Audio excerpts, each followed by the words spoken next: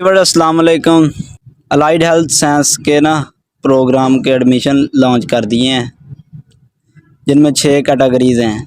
बाकी इसकी डेडलाइन है 22 नवंबर। एडमिशन फॉर्म्स का लिंक जो है हम डिस्क्रिप्शन में दे देंगे। तो ये इनका जो एचएस का जो 2023-24 का सेशन का नोटिफिकेशन है, ठीक है, जिसमें ये 6 प्रोग्राम्स हैं इनके। बहुत इंपॉर्टेंट बात ध्यान में रहे कि इनको जो बीएस वाले इनको कोई हॉस्टल फैसिलिटी नहीं मिलेगी और ना इनको कोई ट्रांसपोर्ट फैसिलिटी मिलेगी। अच्छा, तो ये है इनका एडमिशन फॉर्म, ठीक है। एफएससी की जो परसेंटेज है उसको 2 पे तकसीम करना है आपने, प्लस एमडी कैट में जितने उसके मतलब परसेंटेज बनी है उसको 2 पे तकसीम करना है। ओके, 85.772 इसका एग्रीगेट बन रहा है। इधर सबसे पहले इम्पोर्टेंट बात मैं आपको बता दूँ, आपने जितने भी मतलब डॉक्यूमेंट्स अटैच करने हैं वो सभी अटेस्टेड होने चाहिए। तो ये है इनका चलान फॉर्म, बैंक का चलान, ठीक है। तो ये इनका 2021 का मेरिट है, ठीक है। ये 2022 का मेरिट है इनका, ठीक है। तो आप इधर क्लियरली ये देख रहे होंगे कि ये मेरिट इनका बढ़ा ही है।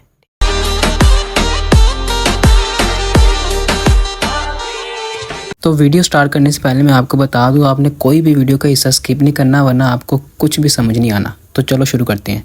अस्सलाम वालेकुम। जैसा कि आपको मालूम है कि सेकंड ईयर का रिज़ल्ट आ चुका है, एमडी कार्ड का भी रिज़ल्ट आ चुका है। अब सब बच्चों की ख्वाहिश है कि कहीं एडमिशन हो जाए।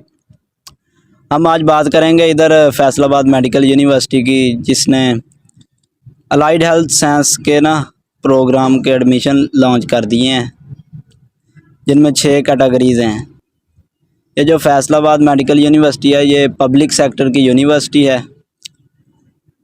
ये 1973 में पंजाब मेडिकल कॉलेज के नाम से बनी थी और इसे अब 2017 में अपग्रेड करके फैसलाबाद मेडिकल यूनिवर्सिटी का दर्जा दे दिया गया।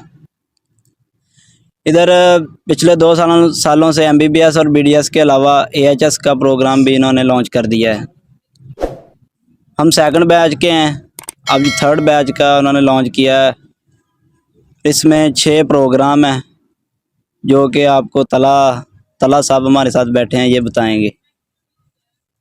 फर्स्ट ऑफ ऑल अस्सलाम वालेकुम टू ऑल ऑफ यू। तो जो इधर एएचएस में एडमिशन हो रहे हैं वो तो आपको हमने प्रीवियस वीडियो में बता दिया था, बट मज़ीद हम बता देते हैं। मेडिकल लैब टेक्नोलॉजी है, ऑपरेशन थिएटर टेक्नोलॉजी है, ठीक है। उसके बाद रेनल डायलिसिस टेक्नोलॉजी है, उसके बाद विजन साइंसिस टेक्नोलॉजिस्ट जो होते हैं, ठीक है, ये है। उसके बाद क्लिनिकल साइकोलॉजी है इधर, और उसके बाद जो है आरआईटी रेडियो इमेजिंग टेक्नोलॉजी, ठीक है। एडमिशन्स की बात करें, इनके जो फॉर्म्स है नोटिफिकेशन वगैरह है वो आई थिंक कल अपलोड हुआ है उनके पेज पर, ऑफिशियल पेज पे। हम उसका लिंक जो है ना अपने जो पेज पे हमने अपलोड कर दिया है वो नोटिफिकेशन। उसका जो क्राइटेरिया है वो जो 60% अगर आपके मार्क्स है ना एमडी कैट में, ठीक है, और में टोटल जो एग्रीगेट अगर आपका 60% ना बन रहा है तो आप इसमें एडमिशन ले सकते हैं। तो उसके बाद इसके फॉर्म्स की बात करें तो फॉर्म्स जो है वो अब आईटी डिपार्टमेंट से नहीं बल्कि ना इन्होंने बुक शॉप पर रखवा दिए, इधर आप उधर से ना डाउनलोड कर सकते हैं। और उसके अलावा हमने अपने ना पेज पर अपलोड कर दिए हैं वो फॉर्म्स, आप अपलोड कर दिए वो फॉर्म्स, आप उधर से ना उसकी जो फ़ोटोकॉपी या प्रिंट ना वो सेव ना करके उसकी फ़ोटोकॉपी और प्रिंट निकलवा सकते हैं। अच्छा, तो जो इसका एग्रीगेट क्राइटेरिया है ना वो ये है कि 50%, मतलब कि आप अगर आपने एग्रीगेट निकालना है ना अपना, वो इसका जो प्रोसीजर है वो ये होगा कि आपने जो आपके एफएससी में मार्क्स है उसको 2 पे तकसीम करना है, प्लस जो आपके एमकैट में मार्क्स है उसको 2 पे तकसीम करना है। और जो टोटल एग्रीगेट बनता है ना, अगर आपका 60% से अबव है ना तो तभी आप इधर एडमिशन के लिए अहल होंगे। और उसके बाद जो इधर जो मेरिट लिस्ट वगैरह होनी है वो on the basis of merit ही होना है, ठीक है ना, कोई इधर सिफारिश वगैरह नहीं है, ठीक है।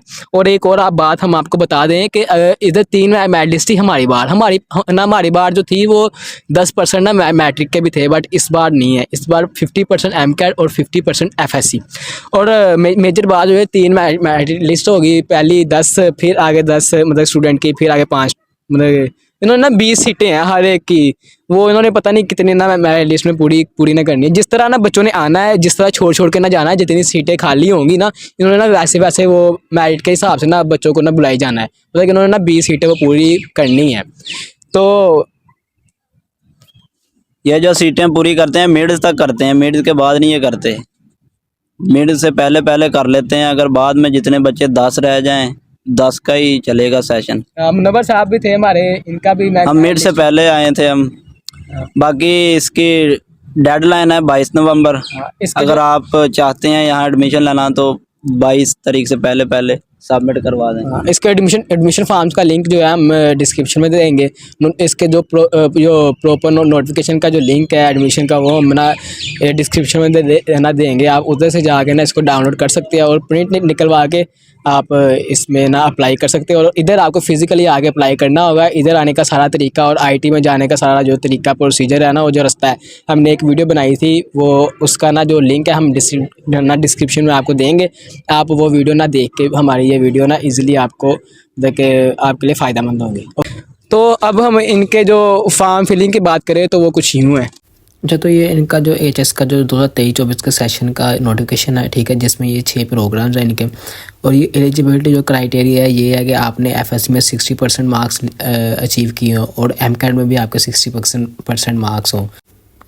तो ये जो फॉर्म्स है ये आपको यूनिवर्सिटी से भी मिल जाएंगे, बुक शॉप से आप इसको ऑनलाइन भी निकलवा सकते हैं, ठीक है। सभी फॉर्म जो है मतलब फिल करने के बाद डॉक्यूमेंट्स जब आपने सबमिट करवाने हैं, तो जो चलान फॉर्म इनका होता है 1000 रुपये उसकी फ़ीस है, ठीक है। उसको डिपॉजिट करवाने के बाद आपने जब जो सिलेक्टेड जो स्टूडेंट्स होंगे वो 40,000 रुपया, ठीक है, वो देंगे।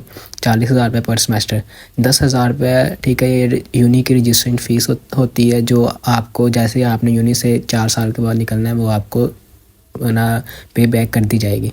तो बहुत मेल और फीमेल इसमें अप्लाई कर सकते हैं, ठीक है। जो सिलेक्शन है वो pure on the basis of merit ही होगी, ठीक है। पंजाब से 15 सीट्स हैं इसमें, अदर जो दूसरे सूबे हैं उसमें से चार सीट्स हैं, और जो फाइनेंस हैं उनके लिए 1 सीट है। तो इधर एक बहुत इंपॉर्टेंट बात ध्यान में रहे कि इनको जो बीएस वाले इनको कोई हॉस्टल फैसिलिटी नहीं मिलेगी और ना इनको कोई ट्रांसपोर्ट फैसिलिटी मिलेगी। तो जो लास्ट डेट है वो 22 नवंबर है 2023। अच्छा, तो ये है इनका एडमिशन फॉर्म, ठीक है। लेफ़्ट साइड पे इन्होंने एडमिशन फ़ी लिखी हुई है, मतलब कि जो आपके चलान फॉर्म है उसके ऊपर ये लिखी होती है। राइट साइड पे जो कॉर्नर पे है वो फॉर्म नंबर है। जब आपने इधर फॉर्म को सबमिट करवाना है ना उधर आईटी डिपार्टमेंट, वो उन्होंने उधर फिर आपको एक फॉर्म नंबर देना है ना, ठीक है। उसके साथ आपको एक चिट पे ये आपका फ़ोन नंबर आपको ना उधर लिख के ना दे देना है। उसके नीचे आपने नेम ऑफ़ प्रोग्राम, जिस प्रोग्राम में आपने अप्लाई करना है वो लिखना है। नीचे नोट में थोड़ी सी इंस्ट्रक्शंस हैं वो आपने पढ़ लेनी है। कैटेगरी मतलब जो उनसे आप सूबे से हैं वो उसमें आप पंजाब से हैं तो उसको टिक करेंगे। फिर आपने अपना नेम पूरा लिखना है कैपिटल वर्ड्स में। उसके बाद फादर या गार्डियन नेम, मतलब कि अगर आप जिस रिश्तेदार के पास रह रहे हो उनका नेम या अपने बाबा का नेम। उसके बाद मज़हब, ठीक है। उसके बाद अपनी डेट ऑफ बर्थ, फिर जेंडर, फिर डोमिसाइल मस्ट है, ठीक है ना, यूनिवर्सिटी में एडमिशन के लिए। उसके बाद जो उनसे प्रोविंस से है, जो उनसे सूबे से हैं, उसके बाद आपने अपनी ईमेल लिख देनी है। अपना कैंडिडेट जो अपना ना आईडी कार्ड नंबर है या बेफाम नंबर सेम होता है वो लिख देना है। उसके बाद आपका कॉन्टैक्ट नंबर, फिर आपके बाबा का या जो आपके साथ है उसका CNIC, उसका कॉन्टैक्ट नंबर। फिर ये पोस्टल एड्रेस है। पोस्टल एड्रेस मतलब कि जहाँ पर इन्होंने अपना वो ईमेल वगैरह एज अ लेटर आपको भेजना है, मतलब कि इस तरह कोई चक्कर। उसके नीचे परमानेंट एड्रेस है, वो ही आप लिख दे, परमानेंट लिख दे पोस्टर में, तो इसका कोई इशू वगैरह नहीं होता। उसके बाद सबसे इम्पोर्टेंट जो बात है इधर एजुकेशन इंफॉर्मेशन की, वो आपने जो परसेंटेज निकालनी है, ठीक है, वो मैं आपको अभी सिखाता हूँ। इधर इन्होंने थोड़ी सी वो मिस्टेक की हुई है, एग्रीगेट इन्होंने percentage of SSC plus percentage of HSC/2 ऐसा नहीं निकलना।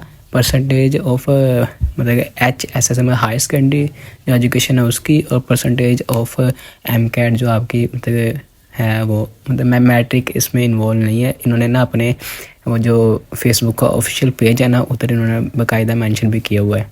तो मैं आपको अभी सिखाता हूँ कि आपने परसेंटेज कैसे निकालनी है। फ़र्ज़ करिए मैट्रिक में एक स्टूडेंट के मार्क्स हैं 1054 और FSC में है 1007, ठीक है।